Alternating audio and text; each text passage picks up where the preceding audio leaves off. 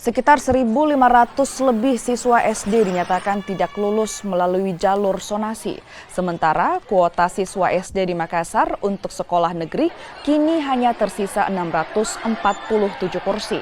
Sementara itu, siswa SMP yang tidak lulus jalur zonasi mencapai hampir 4.000 siswa dari total pendaftar yang mencapai 12.000 lebih calon siswa.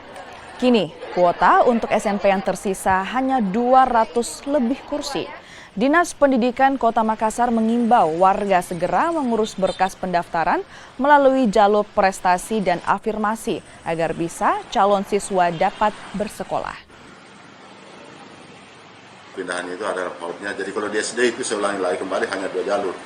Jalur zonasi dan jalur afirmasi. Nah kemarin itu di kuota yang tersedia itu 13.517 orang, kemudian pendaftar 14.894 orang. Jadi terverifikasi kemarin itu 14.442 orang, jadi diterima baru 74%, ya 12.810. Berarti masih ada kuota yang tidak terisi. Kemudian non zonasi kemarin ini terdiri dari nanti afirmasi 20%, perpindahan orang tua 5%.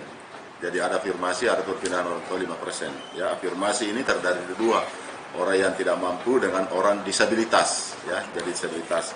Kemudian jenjang SMP itu dari jalur zonasi kemarin itu 70%. Sementara kuota 8.826 orang untuk kuota zonasi.